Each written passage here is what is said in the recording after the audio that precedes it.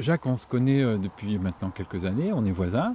Tout à fait. Alors, bon, tu m'accueilles ici dans ton paradis végétal, hein. C'est un endroit, faut le dire, qui n'était qu'une prairie il y a quelques 30 ans, quoi, presque. C'était Plus, j'ai acheté ce terrain, nous avons acheté ce terrain en 1984. D'accord. Tu vois, ça fait 35 ans. Donc oui, on est parti d'une prairie et puis on a tout planté, on a tout bâti. Je peux faire Ouais. pour montrer, voilà, enfin juste pour montrer, mais c'est vrai que c'est magnifique, quoi. Autour de nous, il y a- c'est tout planté, quoi. Voilà, je m'arrête là pour être indiscret, hein. Et est-ce que tu peux, en quelques mots, peut-être nous dire qui tu es? Enfin, il n'y a pas de questions indiscrètes, on dit, hein, il n'y a que les Ouais. réponses. Mais je m'appelle Jacques Rudel, je suis né très près d'ici, à 10 km, dans une famille paysanne. D'ailleurs, j'ai gardé de sacrées racines de ce milieu-là. Je me rappelle très bien que mon grand-père me disait moi, mes lettres de noblesse, c'est la boue que je porte à mes chaussures. J'ai trouvé ça très, très parlant. Voilà, et puis ensuite, je suis allé au collège, au lycée, je suis rentré à l'école normale et je me suis retrouvé instituteur. Je pensais plutôt être architecte ou même paysan, hein. Et puis ça se trouve que j'ai j'ai travaillé en tant qu'instituteur dans le secteur, mais un peu partout.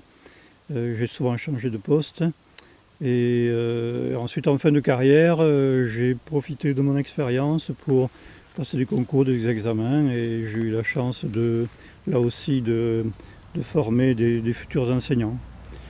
Et ça m'a permis d'échanger, de voir ce que j'avais fait au cours de ma carrière, de l'analyser, pourquoi ça marchait, pourquoi ceci ne marchait pas, d'essayer de transmettre aux jeunes générations ce travail.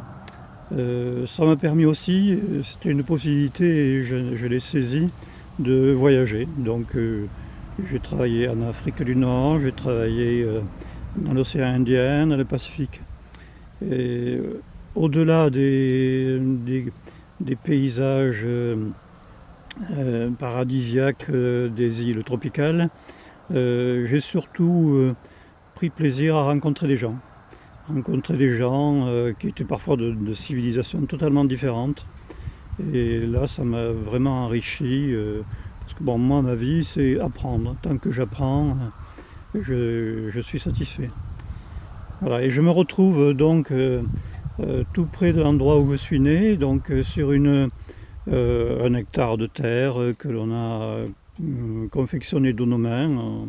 On a le grand plaisir d'avoir tout planté, tout fabriqué.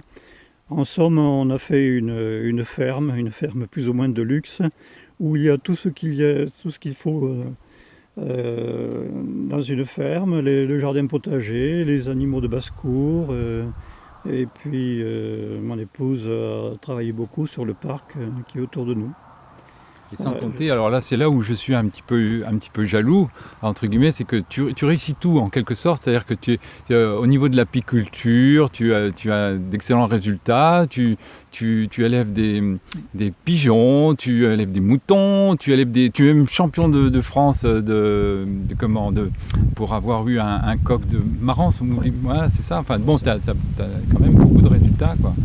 Et à ce titre, alors peut-être tu peux nous donner quelques disons, points de vue sur l'évolution du monde aujourd'hui, parce que en fait, tu vis dans un petit paradis, il faut le reconnaître, mais autour de nous, nous vivons, hein, enfin, je me mets dans le même endroit, mais autour de nous, il y a malgré tout des gros problèmes de biodiversité qui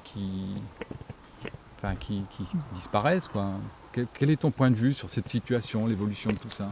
Alors sur ma vie, c'est sûr qu'elle a été assez riche, mais bon, je me suis troussé les manches. Quand je passais les concours pour être formateur à 5 heures du matin, je travaillais dur sur des livres de recherche, comme quoi c'est nous qui nous mettons des barrières et il faut croire en soi. Et puis, quand je ne sais pas faire, j'apprends. Bien sûr, j'apprends dans des secteurs qui m'intéressent. Ta question, c'était sur... Disons, c'est connaître ton sentiment sur ce qui crée l'actualité aujourd'hui et qui crée les difficultés des gens, à savoir la crainte d'un avenir peut-être incertain à cause du dérèglement climatique, à cause de l'effondrement de la biodiversité, enfin tout ça qui fait qu'aujourd'hui, il y a un certain nombre de personnes qui s'inquiètent. Il y en a peut-être d'autres qui n'y pensent pas, mais beaucoup de personnes s'inquiètent. Oui, le fait d'avoir fait pratiquement le tour du monde, ça m'a permis de rencontrer des gens très pauvres et qui étaient très souriants malgré tout. Bon, ici, il a fallu que je parte ailleurs pour me rendre compte qu'on était vraiment dans un pays très riche et où on avait beaucoup de chance de vivre dans ce milieu-là. D'ailleurs, dans ce milieu, j'y suis revenu pour retrouver le froid, parce que quand on vit toute l'année à 35 degrés et 100% d'humidité, c'est quand même très fatigant. À partir de là, quand on parle de canicule ici, c'est vrai que j'ai vécu dans des pays où il fait quand même très chaud, où on pourrait parler de canicule pendant 6 mois. C'est vrai que c'est difficile de vivre, on vieillit rapidement, on perd beaucoup de sels minéraux en transpirant. Autre chose, quand on parle de dérèglement climatique, quand je me promenais dans le Pacifique sur les atolls, où l'altitude de l'atoll est de quelques mètres, imaginez la montée des eaux, ce que ça va donner. Tous ces gens vont être obligés de quitter leur milieu natal, et en plus, ça commence, quoi. Alors, se dire qu'est-ce qu'on peut faire, on est tellement dans une société où on a eu beaucoup de progrès, beaucoup d'amélioration de notre vie, que ça sera difficile de revenir en arrière. Bon, à part ça, je pense que les solutions qu'on pourrait apporter radicales sont tellement loin de notre vie actuelle qu'il est difficile de convaincre les gens de revenir sur moins de consommation et surtout modifier leur vie. Mais par contre, je fais confiance à l'être humain. Il faudra être au pied du mur pour essayer de trouver des solutions. Ça sera peut-être un peu tard, et les solutions seront beaucoup plus difficiles, mais j'ai espoir de ce côté-là quand même, que l'être humain trouvera des solutions. En attendant, j'estime que les petits ruisseaux font les grandes rivières et que c'est pas forcément un maire dans une commune, un président au niveau du pays, un président de la République qui peut améliorer les choses par des lois. Bon, ça peut apporter des choses, mais c'est finalement l'affaire de tous. C'est chacun de nous qui devons être convaincus que il faudrait un jour abandonner tout notre luxe, tous nos gaspillages, parce que en ayant travaillé en Afrique, je me rends compte du gaspillage que l'on fait, incroyable. Donc chaque individu doit se prendre en charge. Difficile parce que on a des habitudes, on a des voitures, on dépense du carburant, on va acheter des produits de consommation qui ne sont pas vraiment de consommation courante. Donc difficile de faire machine arrière. Moi, quand je suis revenu d'Afrique, j'avais pris de fermes résolutions à moins consommer, à vivre différemment, mais finalement on se prend dans le fonctionnement de la société et puis on retombe dans nos travers. Alors actuellement, étant donné qu'on a un peu de terre et qu'on retrouve nos racines paysannes, on cultive des légumes sans pesticides, sinon c'est pas la peine d'avoir un jardin potager. Donc on essaie d'améliorer notre propre vie, de nos proches. Et toujours pareil, avec la rencontre des gens que l'on côtoie tous les jours, on va découvrir ce qui se faisait auparavant et qui est aussi efficace, si ce n'est pas plus, que tous ces produits chimiques que l'on utilise pour nous, pour les animaux. Il y a des solutions qui paraissent vraiment utopiques et puis finalement qui apportent de bons résultats. Voilà en gros ce que je peux dire, ce que je fais pour la société. J'ai beaucoup travaillé toute ma vie à enseigner. Je me suis passionné pour mon métier. Maintenant, j'avoue qu'à la retraite, je suis vraiment en retrait.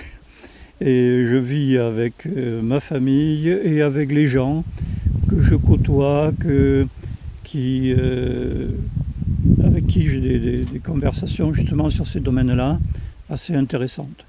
Moi, ce que je perçois de très positif, c'est que beaucoup de gens d'une trentaine d'années, 30-35 ans, se remettent en cause sur beaucoup de choses au niveau consommation, au niveau utilisation de pesticides ou même d'antibiotiques. Ça, pour moi, c'est vraiment une très bonne chose. D'accord.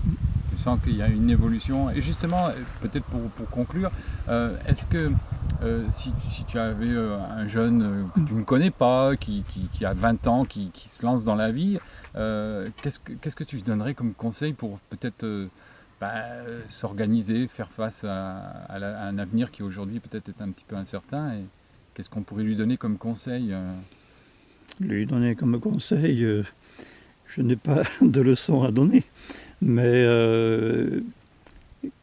qu'il essaie de vivre, d'être heureux dans sa vie. Bon, c'est facile à dire, c'est toute l'organisation de sa vie à repenser, quoi. Je trouve qu'on court un peu trop après l'argent. Bon, l'argent ne fait pas le bonheur, mais il y contribue quand même.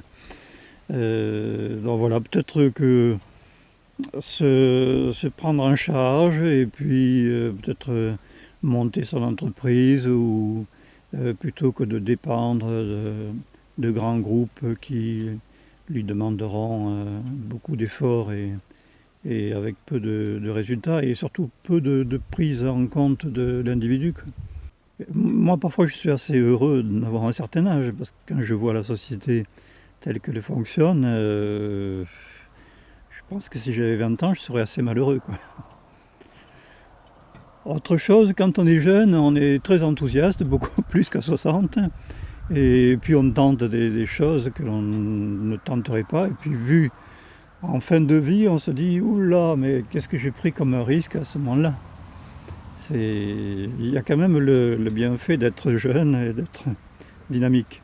On a parlé beaucoup des marches individuelles, enfin des initiatives individuelles. Qu'est-ce que tu aurais comme peut-être idée ou perception d'action de groupe, d'action collective? Qu'est-ce qu'on pourrait faire localement, par exemple, pour essayer d'améliorer les choses? Enfin... Localement, c'est difficile de trouver des gens qui ont les mêmes préoccupations, les mêmes centres d'intérêt que toi. Moi, je trouve que le gros intérêt actuel, c'est Internet, même s'il y a beaucoup de dérives, les réseaux sociaux, même si beaucoup de choses s'y passent, c'est de constituer des groupes pour échanger justement des idées. Pour moi, c'est primordial parce que, en tant que formateur, j'ai toujours œuvré pour et même essayer d'inculquer que on apprend au contact des autres. Donc, on n'est pas isolé, on n'est pas l'ermite, on est toujours en contact. Alors, en cherchant et en trouvant des gens, moi, je côtoie des gens de Nouvelle-Calédonie régulièrement. Pas tous les jours, mais presque, d'Europe, de France, qui ont les mêmes centres d'intérêt que moi. Et donc on échange, alors ça peut être sur les animaux, mais ça peut être aussi sur comment se soigner. Là, actuellement, je travaille sur les réseaux telluriques au niveau du sol. Ce n'est pas forcément dans mon village que je vais trouver des personnes comme ça, et je vais en trouver très facilement sur le net. Ces gens, on les côtoie en échange, et puis finalement, tôt ou tard, s'ils sont dans le nord, ils vont venir passer des vacances dans le sud, et ils s'arrêteront ici parce qu'on a sympathisé. Pour moi, c'est très important le fait de vivre en groupe et d'essayer de trouver des solutions en groupe, ou du moins échanger des idées.